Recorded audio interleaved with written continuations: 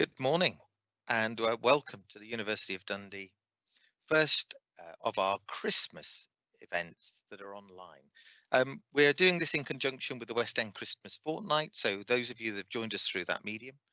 My name is Kevin Frediani. I'm the curator of the Botanic Garden at the University of Dundee.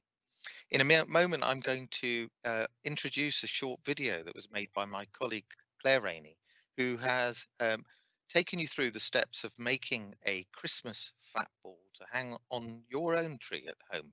If you haven't got a tree, what I was going to say is, and you live in the Dundee area, please do come in. We've got a tree that we will designate for these wildlife friendly fat balls. So uh, without further ado, I'm going to hand you over now to my colleagues and the video, which will take you through how to make one. Thank you.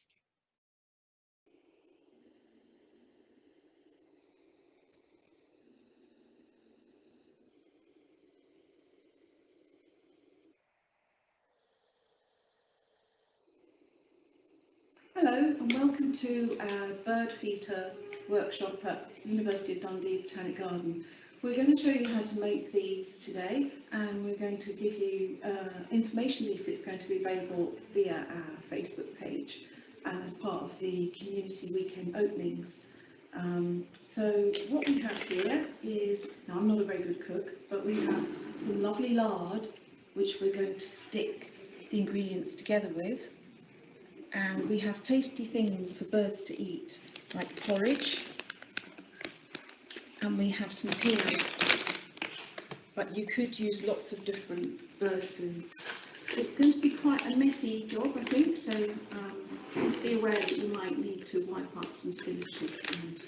And we're also going to use some natural materials, like berries and nuts, and to make it exciting, we're going to add a little bit of colour to it to make it Christmassy.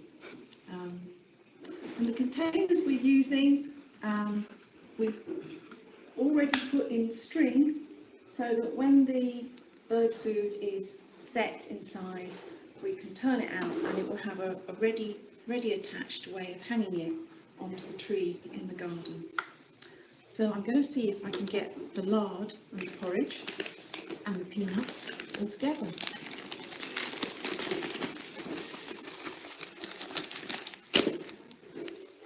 This looks delicious.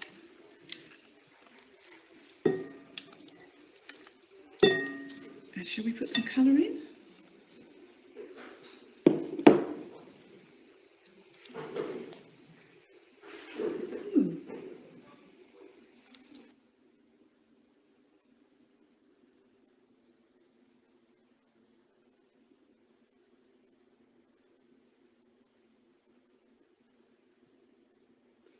Now you can see that we have started mixing our lard and our bird food together, and it's now a really nice colour because we've added some food colouring, and that might make it more attractive or more Christmassy. And you can see that it's quite a good sticky consistency. And we're going to put this in our little containers. We've added some berries so that when we put the mixture in, the berries will be visible at the top. And we might also, just for fun, add something like a teasel or a pine cone as a pièce de résistance. Let's see how this works. That's going in very nicely.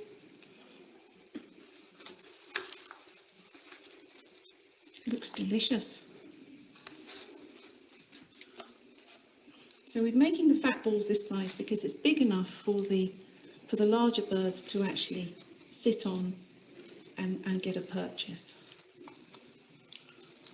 And then we're going to hang them on the Christmas tree outside in the garden. And here's some more berries. And we might even try adding a bit of food colouring in the bottom so that our fat ball, when it's ready to come out, will have a nice red top to it. And I'll finish filling these, and then we'll need to put these outside to chill. And we'll show you the result once they're all nice and solid and we've got them out of the containers.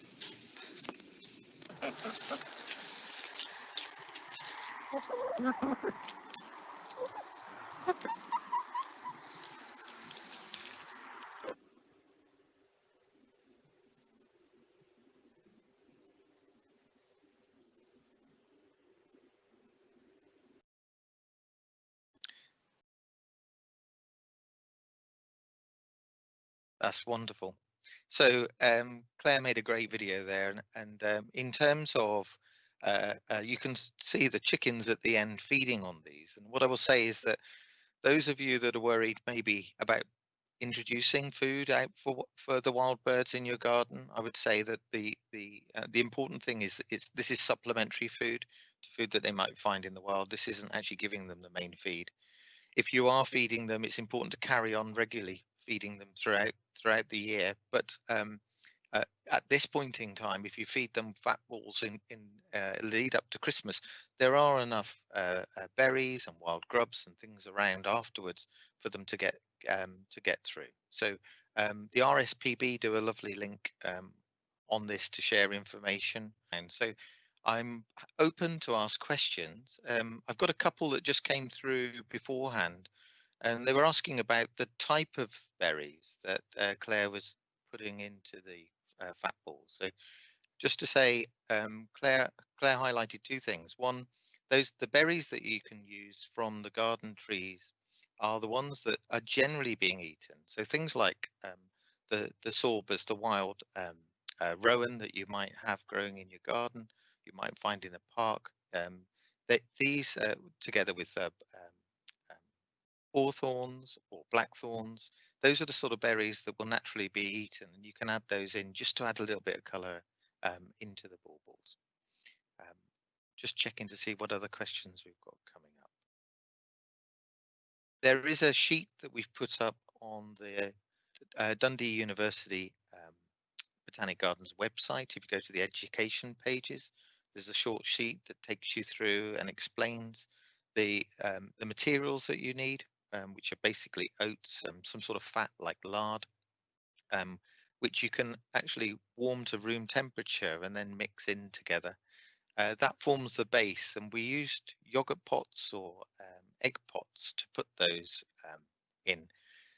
You can add a little bit of food coloring because that's non-toxic, and then we just added a little bit of enrichment. And you saw Claire use both berries that the birds could feed from, but also nuts, because squirrels will grab these as well, and we've got the red squirrels in the garden, and something for a little bit of enrichment.